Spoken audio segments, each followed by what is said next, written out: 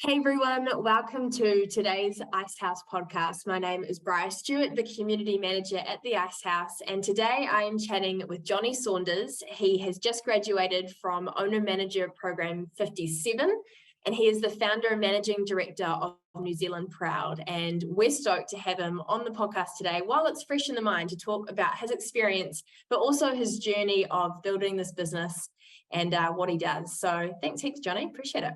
No, thanks for inviting me. I feel humbled. Woohoo! Let's get into it. Let's learn more about you. So first question I've got here is that question. Tell us a bit about yourself and what you're passionate about. Yeah, so I was born in Porirua. I moved out to the Kapiti Coast when I was 11. I was a high school dropout at 16. Started my building apprenticeship pretty much straight away. I was a bit of a rough diamond as a kid. Went across a few trades in my early 20s while I was finding my feet, but settled back into carpentry at 22. And I also worked as a part-time barman and bar manager in my early 20s. I'm really passionate about people and people development. I love hiring and progressing apprentices and managers within our business, and also support others through 3 degrees of separation across our industry. I love the residential construction industry, and I'm passionate about innovation and technology, specifically, building innovation and technology. I genuinely believe carpentry is one of the most honourable trades, and a majority of carpenters are genuinely good people with the highest work ethic. Outside of work, I'm an amateur fisherman going pro. Awesome. I love being on the water. I love sharing the experience of catching big game with friends and family and co-workers. If we can get kingfish and tuna in that, they don't often get the experience, so we try and target it every summer. Something I'm really passionate about. I also a huge lover of sport, specifically rugby union. I played when I was younger. I was actually a rugby referee for 8 to 9 seasons before trying my hand at coaching, and I've coached senior and secondary school rugby, had some success, basically because I've worked with some incredible teams of some very skilled rugby players and some great personalities. I'm also very happily married to a wonderfully supportive wife. I've got a 14-year-old daughter who's incredibly independent, strong young woman who I can see being a successful entrepreneur in her own right. Awesome. That's so cool. Yeah, that really sums it up. That's why I love asking that question, because it gives us a real good understanding of who Johnnie is, that's for sure. So now sort of diving into understanding the business better, can you unpack how did New Zealand Proud come about, NZ Proud, and what do you guys offer? Yeah, so how we came about, pre-GFC, I was contracting as a builder, focusing on large home extensions and alterations, and I found a real passion for it. Renovations comes with a complete new set of challenges and complexities that new builds don't really have. It really develops skills like troubleshooting and project management. And during that time, I started to draft a business plan on an old notebook that I pulled out of the nightstand in 2016. So 2008, I was working for myself and started to have aspirations to start a business. I actually got injured and came off the tools for quite a while. I actually became a home dad. My daughter was born in 2008. I looked after her full time for a while, and I went back to hospitality actually. And then, 2016, pulled that notebook out of the nightstand, got the passion again because I just bought my first house and started renovating it. So I launched NZ Proud Property Improvements in July 2016 as a one-man band. I pretty much filled the gas tank of the wife's small SUV, dusted off the tools, threw the dog in the car, and I hit the cobbles, picking up small renovation jobs and lots of landscaping jobs and helping out here and there, and slowly started to execute my business model. And then from 2017 to today, we've grown to 5 branches throughout Wellington and the Kapiti Coast. We've got 30 staff. We deliver around 300 renovation projects a year. So NZ Proud itself, we're a specialist all-in-one property improvement business. Our primary portfolio of work is large extension alteration projects. So we still do a lot of bathroom, kitchen, minor renovation jobs. I also co-founded and partnered in our own architectural design company, Po Architecture, this year. So we can now deliver a complete design and build package. So I suppose if you asked us what's relatively unique about us is if a customer came to us, we can take them through the entire journey of a large-scale alteration or extension project. Awesome. And because it's almost its own niche in the industry. It's not a new build. The design process is different. The build methodology is different. It's really important. We pride ourselves on being specialists in that sector. And we utilize a ton of innovation and technology to provide a truly streamlined process for our clients. And we're constantly evolving our innovation across every aspect of operations to add the most amount of value we can to our clients, our community, and our country. So what that means is we're not just building technology and innovation to deliver a service. We're researching, building innovation, product, sustainable methods, things like that. So we've got a philosophy in our company: be better every day. It's actually a big sign of a backboard of a basketball hoop in the yard. And that's how we live and breathe that. That's a mantra that we really live and breathe, is to be better every day. Yeah. Awesome. Be better every day. I love that. And I also love the picture of, you one-man band getting in that car, throwing the dog in the back and going, finding work and having the grit and resilience, to keep going. And now look at where you are. Pretty cool. Yeah, I mean, it's not a unique story, right? I think a lot of really good entrepreneurs started out by just having a go. And I will admit, we did a lot of planning before I hit the ground, but decided eventually the only way to do it was to do it. And had to take the dog with me because it's pretty lonely work when you're out there on your own swinging a hammer. Totally. This is sort of just, this question's come to mind, but do you think you did too much planning or the right amount of planning?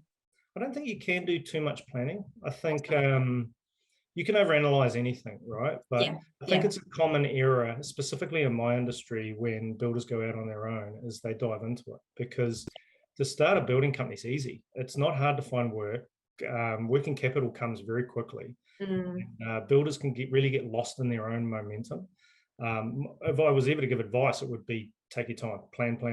Don't dive right into it, because I don't think you can overplan. I think you can overanalyze and get lost in the detail. So keeping it simple is important. But the short answer is nope. I don't think I overplanned it.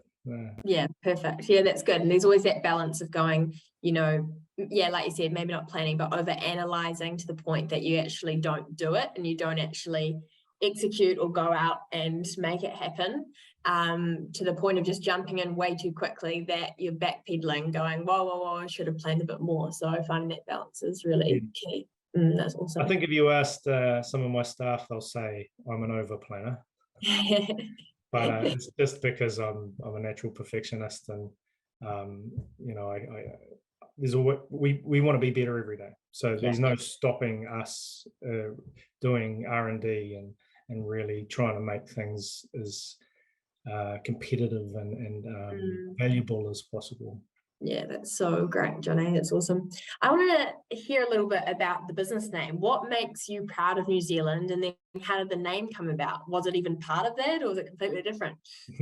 Yeah, so the brand and name NZ Property Improvements really originated from my own patriotism and dedication to the values of what it means to be Kiwi. So if people talk about Kiwis, we've got a high work ethic, we're innovative, we're humble, we're hospitable, and we've got incredible cultural diversity. And these are things that I'm really proud of to be, to say that I'm a Kiwi. I'm proud to be a Kiwi. I want our brand to truly represent the positive characteristics New Zealand people are known for. The things I'm most proud of with our business is our dedication to people. So, and I think that's another Kiwi attribute, is we are, we've got that sweet as attitude. We in most cases, we are good people that want to work with good people. Yeah. So all our staff are employees, not contractors. We love to support them through their career journey in construction. I'm also passionate about customer service and pride ourselves on being a professional service, offering skilled and experienced consultation rather than just a trade service.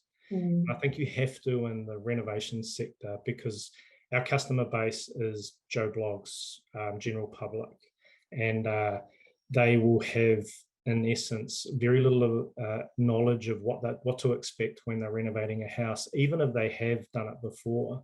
And I think it's really important to, in a very first interaction, to provide advice, to consult, rather than measure it up, take some photos and give them a price. It's not what the customer really needs. They know what they want. They want that flash looking bathroom and that second story or whatever, but we've got a level of expertise with experience that we can really narrow down good advice and improve the service. The execution of the project is effectively the easy bit, the methodical bit. It's all of that detailing in the beginning. Yeah, brilliant. I love that. Just love that it's based on the values of what makes up a Kiwi, because that's special. Greatest country in the world, mate. That's it. I would love to hear what's been the biggest learning in building NZ Proud, and anything you do differently along the way. Yeah, biggest learning. Probably two things. Growth planning and development was a real learning curve. I'm incredibly aspirational. I dream big, and the investment needed to plan and prepare for growth is a crucial part of was a crucial part of our success, but certainly evolved from making many errors. Yeah, I think the biggest learning really was I knew I wanted to grow, and I knew I wanted to evolve a great brand and add some great value to our customer base. But preparing to do that is a whole another task. Hence why you do a program like OMP. That's the intent of upskilling with a course like that. And that was the greatest value really from the course, is to solidify the planning that we'd already done, and then offer some asset of, to think about the next steps. Secondly, the things I've learned from staffing and team building. I've learned more about our business from every one of our team and how to support them and build a versatile, resilient culture. I've mentioned before that I'm really passionate about people, and I think one of the reasons I started the business in building was to have a company where our staff were safe, that it was holistic. They had what's the word?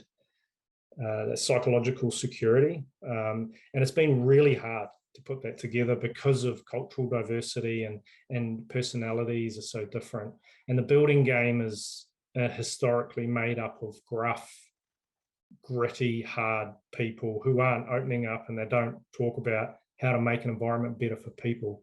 So the biggest learning was working with our team and asking them, what do you want? And then being able to provide it, rather than focusing on operational execution. I don't think I'd do anything differently, simply because you have to take the good with the bad. Yeah. Only thing I'd say is to make more time and value time for both the business and myself. Like I said, I dream big, and when you do, you're married to it. You really are, and you lose track of your own personal and well-being and your family's well-being. And that's been a real learning curve through the last 2 years. Everybody, I think, has built some great resilience around a new set of challenges. And the shining light for me was take a breath, Johnny. There's a wife over there, there's a daughter over there, there's some friends that haven't seen you. Sure, you might be building something great, but don't forget you've got to be a human and you have to live your life. So the only thing I would change is just value time more. Yeah, totally. So balanced. I love that advice, and really important for, any people wanting to start their business and sort of in that first zone of really thinking things through, and it's their whole world. Just needing to make sure that they have the balance, because family is what sustains it too, right? And having those people in your world champion. Yeah, and credit to my family, because they're the ones that make me chicken, because I won't do it. And I think that's a really important point to most business owners, especially going out on their own, is you are going to get lost in your business.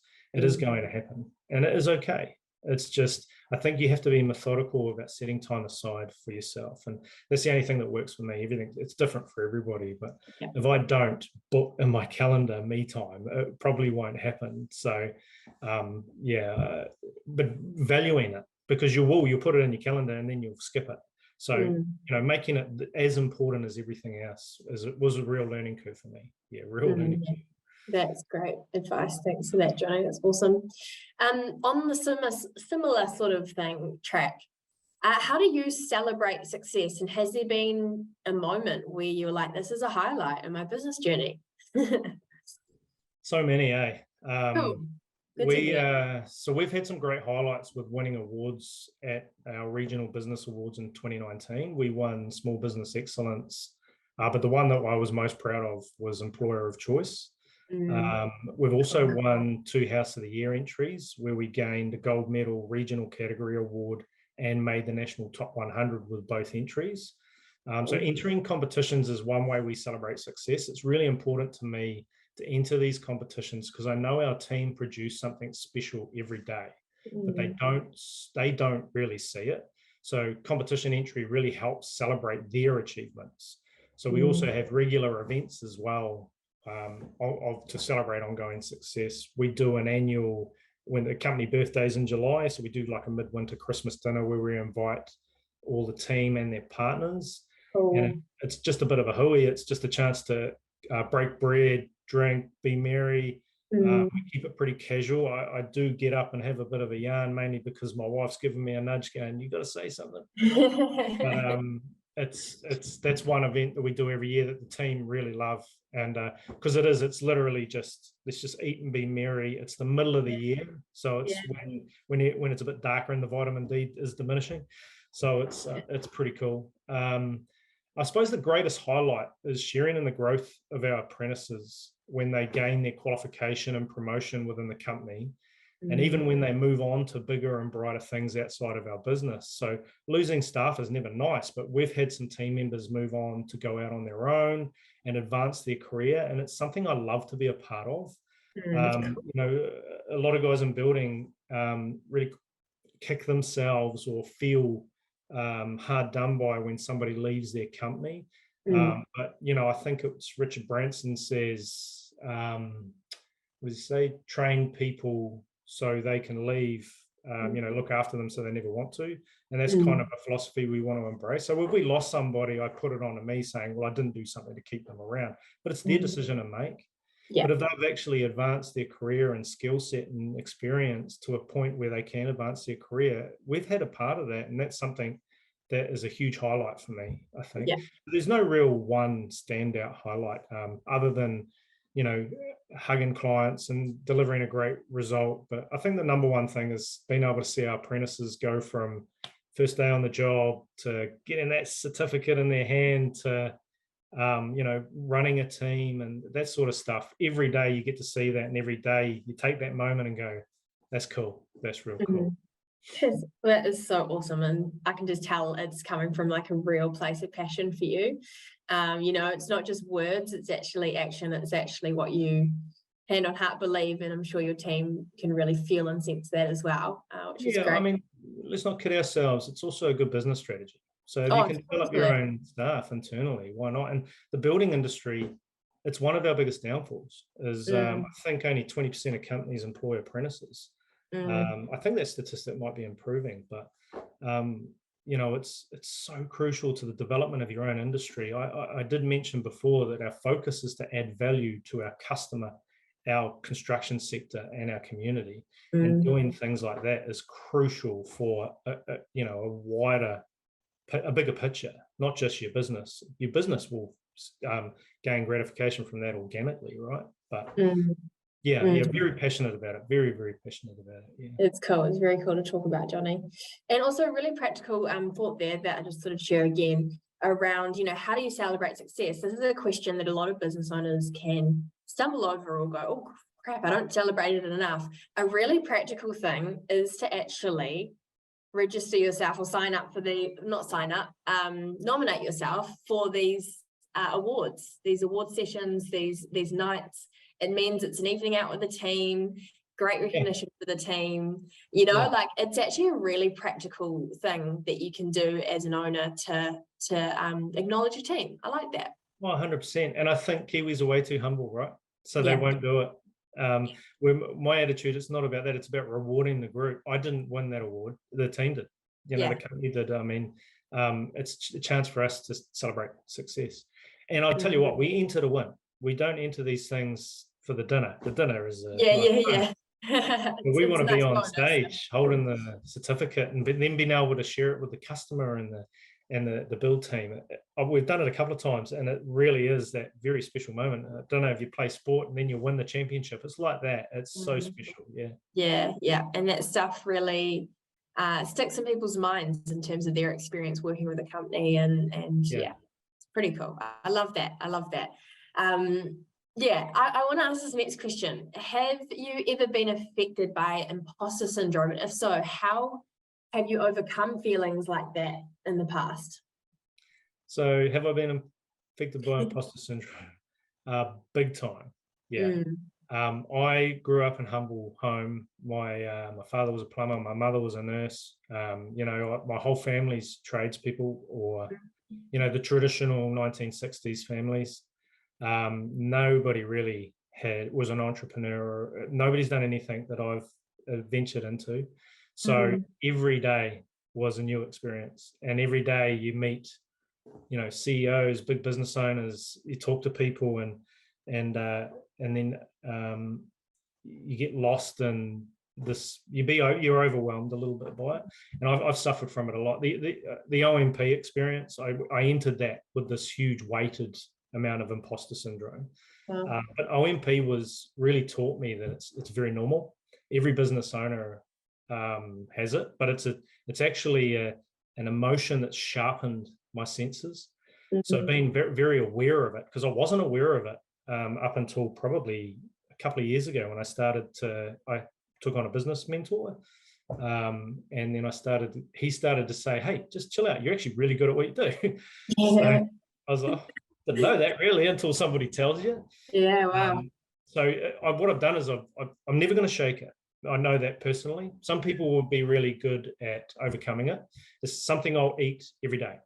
Wow. But I'm very aware of it now. So I use it to sharpen my senses and go, right, the only reason it's there is because I genuinely care about doing something right. And that's a good thing. Not to get lost in the emotion. And work hard at just continually to be better. So it's my driving force is what it is. That's how I would describe overcoming it, as being aware of it and using it as my driving force. Yeah. Wow, that's such a cool answer. And it's kind of like a full-on question for me to just throw out on a Zoom call. But I feel like you said it perfectly, but every business owner actually walks through this, and it is a daily thing that business owners have to actually decide to speak to, put language around, and move forward on. Yeah, I think the OMP experience was fantastic for working through it. You've got 29 other people in a group from all walks of life, all different businesses, all at different stages, all experiencing imposter syndrome, and all dealing with it in a different way. And I think one thing that I do a lot is network and talk to other business owners, and it's so important to just put that time aside to help overcome that emotion, that imposter syndrome emotion. Get perspective, realize you're not the only one. Yeah, you're not the only one. That's for damn sure. For sure. Sort of talking a little bit about your experience at the Icehouse. How did you hear of the Icehouse, and then why did you decide to jump on the owner manager program? So a pretty short and sweet story. My business mentor recommended it to me through someone else he was mentoring that did the course. I can't remember their name. I'd love to give them a shout out because it did help me head down that direction. But to be honest, he just said, hey, I've heard this course is good, and sent me a link. And then I read through it in great detail, and every single bullet point sort of hit home. Because during the lockdown in 2020, him and I were on Zoom calls, just chatting more than anything. And And it just came about, we were talking about what my growth potential was, because back then we had one branch and 20 staff, 15 to 20 staff.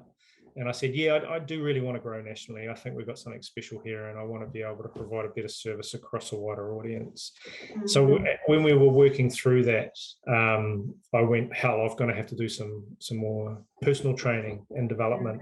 And OMP really, and full disclosure too, I shopped around. I had a look at a lot of courses. I joined IOD for a little while. I was looking at the governance courses and things like that, and this one just resonated with me. I'm a guy who goes with my gut, and that was what OMP was. It was just a good gut feel. Yeah. Awesome, that's really cool. And did you have any hesitations before jumping on? Like, you shopped around. Was there anything with this one that you were like, yes, but don't know? No, I didn't have any hesitations. Yeah, that's cool. The Be Better Every Day philosophy in our company is about embracing innovation and self-improvement. The Icehouse course was something I was incredibly excited to participate in. And when you are truly invested into self-improvement, you've got to find the time and the money. It shouldn't be a it shouldn't be a if, but maybe. It should be just, can we make this happen, and let's make this happen. Yeah. The only reservation was the dreaded imposter syndrome. So, reading through it and then talking to other people that had the experience, they're people who've been in business longer than me, had greater success than me, and I was like, mate, I'm jumping in the deep end. But that's the way I roll. You've bite off more than you can chew and just keep chewing. And that's what OMP was for me. No hesitations. Got to get it done. It's a great course. Yeah, that's so cool. Thanks, Johnny. That's awesome. How did you find it in the end? Obviously, it was worthwhile.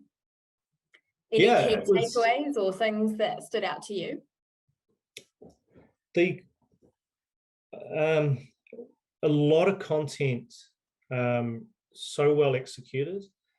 I think you've got to have an open mind and not have expectations, other than set yourself some goals, and that's how I entered it.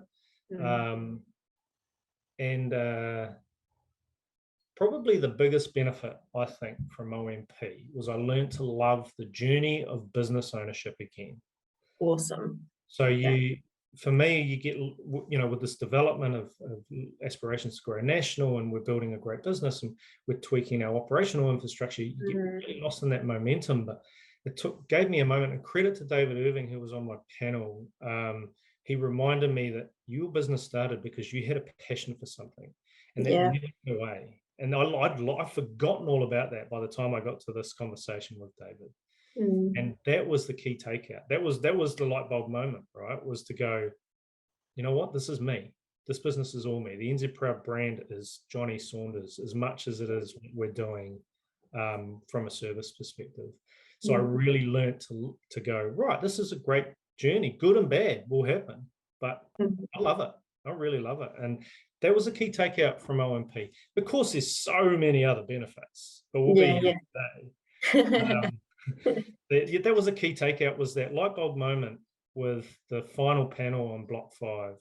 Really did resonate. It was emotional, mate. It was emotional.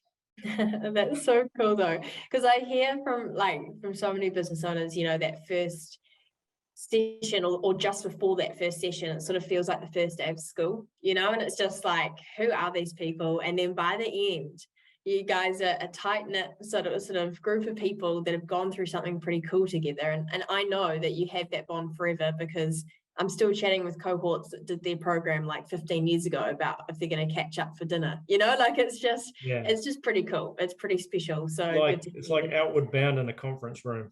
Exactly. It's got some real highs, real lows. It's extreme. Yeah, for sure. It was awesome.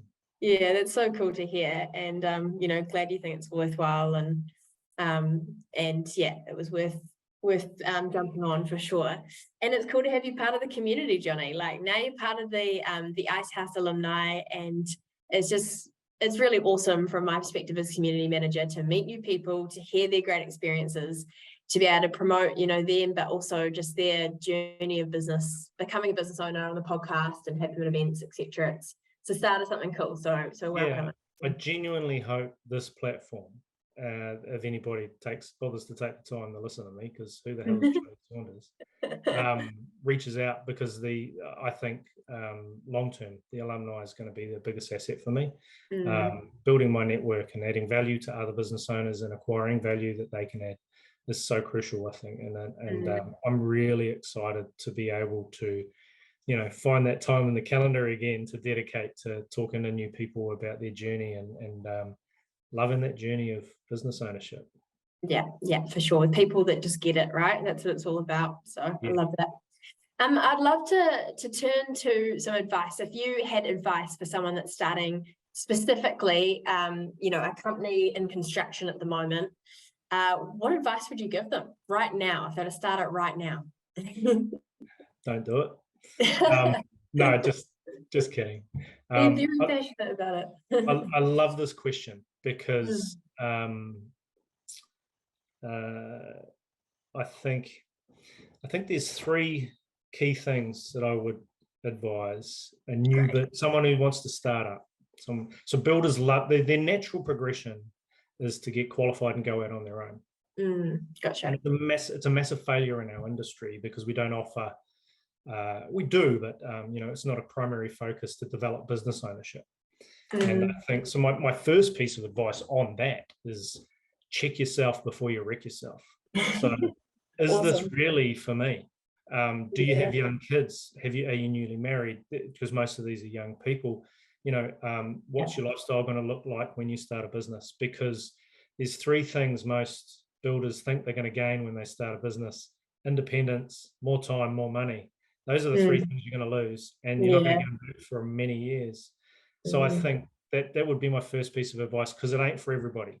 Yeah. What is it? 80% of new businesses fail in the first 5 years. Yeah. And failure will really blow the wind out of your sails. So it's not to put people off, but this is a tough ride, especially for builders, because the building businesses, like I said earlier, very easy to start up, very easy to get traction, very hard to grow. So when they'll often get to a point where it is just eating their time. So check yourself before you wreck yourself. Love that. My second point would be time is money. So if you have decided you're going to launch, plan some more. Great. Don't dive straight into it, because it is easy to dive straight into it. But you don't have to create a business plan. It doesn't have to be incredibly complicated. But make sure you've got some advice. If you're going to employ or contract, who your suppliers are, what the fundamentals are around your finance plan, how are you going to acquire business? Like, there's so many questions that you should have answered before you launch. Because once you start, you can't stop. That ball does not stop rolling down the mountain. So time is money, that's for sure. And then finally, go big or go home. Don't get into business to make yourself some money, because you won't. Get into business to add some real value to your customer, to your community, to your construction sector. Awesome. It's a huge detriment to not just our industry, but to others, when you have business owners come on board that just have a crack at it and don't give it their all, and then deliver a diminished service, because it reflects upon everybody. So if you're going to get into business, go hard or go home. Don't waste your customers' time by providing a second-tier product and service. I think that for me hits really hard, because you watch so many guys that have a go at it, that are good people, nothing wrong with their personality. Totally. But they are just not going to make it as a business owner, and that's the reality. Face reality, let's keep it real. But they are going to be incredible labor-only contractors, or incredible employees, or project managers, whatever. There's a wealth of opportunities in our industry. Business ownership doesn't have to be it. So sum it up: check yourself before you wreck yourself. Time is money, and go big or go home. Yeah. Oh, absolute gold. Seriously, that's brilliant. And that's worth listening to for sure, for anyone sort of thinking about it at the moment. Those are three great tips from Johnnie right there. Awesome. Thank you. And reach out. Like, there's so many guys like us that just love to have a beer and a yarn about what you want to do. And take everything we say with a grain of salt, because we're just speaking on experience. It doesn't make it gospel. Yeah. But definitely catch up with so many people. Don't just meet the builder you did your apprenticeship with. Don't just have a yarn with the guy at Master Builders. Talk to heaps of people. There's and we love to talk about it. We really do. We're all approachable. We might not look like it, but we love it. People, yeah, for sure. But also, it's a really good point, because I think so many people that start businesses keep it all really tight to their chest, you know, nervous about feedback that they'll get, or something that will, you know, hurt their idea of launch, something that they've thought about a million times in their head, and they're too scared to then talk to others about it with that fear. But talk to people, see what they say, take it with a grain of salt, and it will help a lot. Great advice. Spot on. Last question that I have for you, Johnny. What is something that really excites you about the future of your business, and where is the future of your business heading in your mind? So after OMP and hearing the feedback from the independent panel and our peers in that panel, I'm confident now that we have a brand that is special, and have the ability to deliver a unique value proposition to our customer base and our industry. I'm really excited about our uniqueness, what makes us different, and we are different. We are really striving to, that whole add value piece is our mindset. And I think that is something that, and there's a lot of other businesses that have the same mindset, but it's something that sets us apart in our industry a little bit, because a huge majority of business owners in construction are focused on the product and the service, where we really want to evolve what we do. We want to be able to think outside the box. And I got a lot of that out of OMP, was to, not so much the advice to think outside the box, the gratification that that's what we're doing and that we're doing it right. Awesome. I can't wait to begin expansion nationally. I will, because I've got to do it right. But we keep evolving and learning and truly see what we can offer Kiwis. And I think that was my driving force to grow nationally, is that now I do sincerely believe we've got a great brand, we've got a great product and service. It is unique, it does add value, and it is something that I'd love to be able to offer every Kiwi.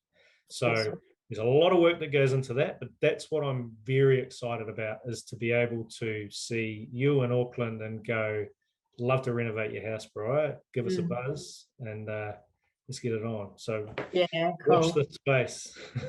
Watch this space. I love that. That's awesome. And honestly, there's no doubt that you're going to have great success in that, because of your advice you've given others, because I know you take on your own advice, and you're a planner.